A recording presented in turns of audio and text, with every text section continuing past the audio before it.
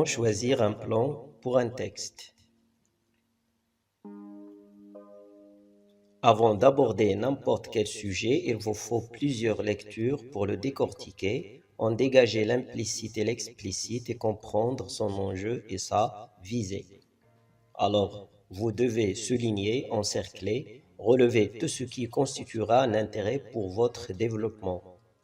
Ensuite, il faut repérer les articulations, les oppositions, les parallélismes, les comparaisons, les justifications et les termes clés pour savoir comment développer vos idées, comment organiser votre développement et avant tout le plan qu'il faut adopter.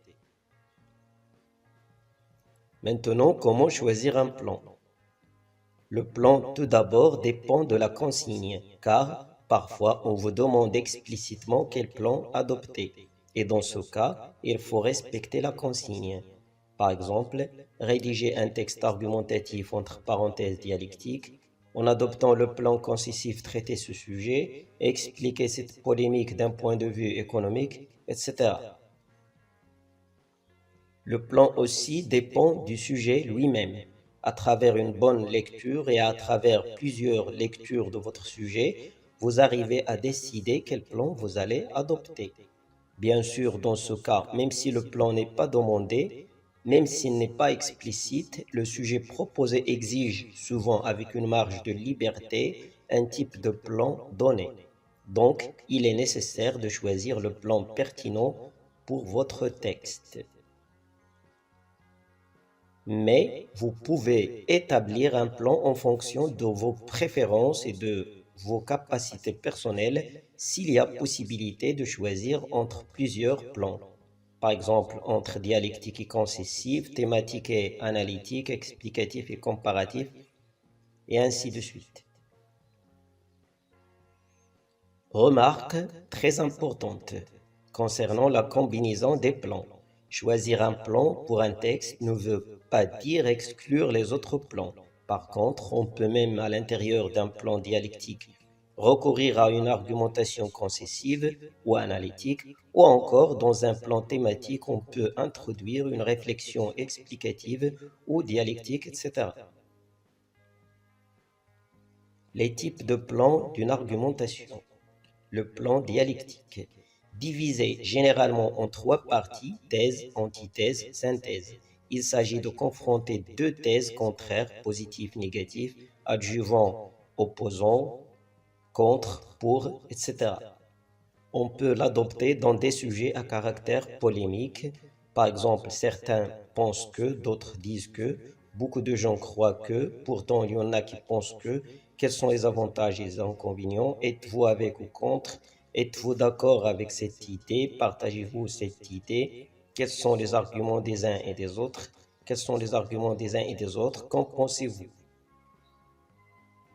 On peut aussi l'adopter dans des sujets avec un problème à résoudre. Par exemple, est-il vrai que la modernité menace le bonheur de l'être humain?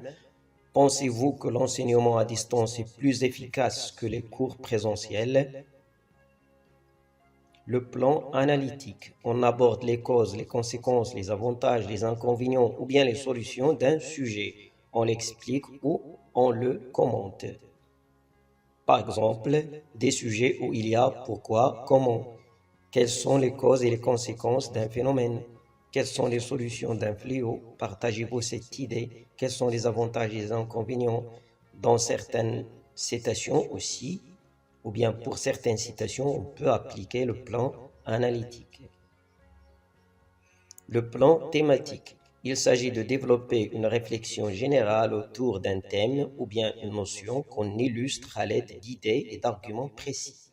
On discute un thème sur plusieurs angles, économiques, social, psychologiques, politiques.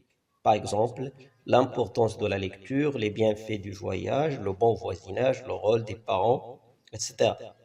Lorsqu'on adopte le plan thématique, on peut organiser notre texte soit en un seul paragraphe, soit en plusieurs paragraphes. Il ne s'agit pas d'opposer des idées ou bien des parties comme le cas du plan dialectique, mais on développe un sujet, on le définit, on l'explique, on montre sa validité et son intérêt, par exemple l'importance de la science dans notre vie, ou bien on le réfute en justifiant son danger, son impertinence, par exemple l'ignorance, le manque de lecture, etc.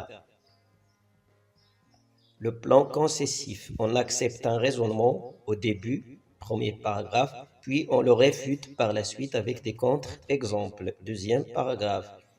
Vous pouvez appliquer ce plan à plusieurs sujets en employant les expressions de la concession. Par exemple, certes, ce phénomène a des avantages, mais il a des inconvénients.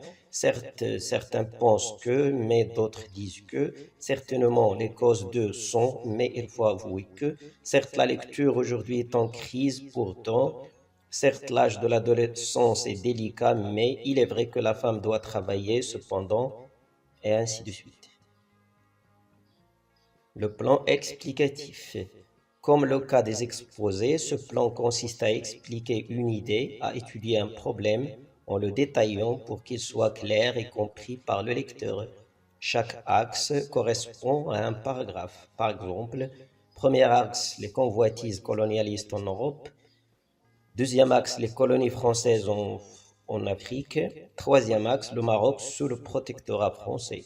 Un autre exemple, premier axe, l'enfant et le jeu, apprendre par le jeu, les approches pédagogiques du jeu, la réforme et les contraintes. Le plan comparatif. Ce plan permet d'établir une comparaison pour en dégager les différences et les ressemblances entre deux phénomènes, entre deux notions, etc. Par exemple, comparaison entre la ville et la campagne, entre les films d'action et les films romantiques, entre les femmes qui travaillent et les femmes au foyer.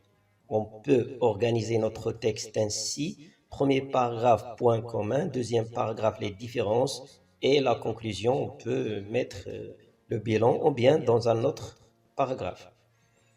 Un autre exemple, premier paragraphe, la ville. Deuxième paragraphe, la campagne. Troisième paragraphe, similitudes et différences.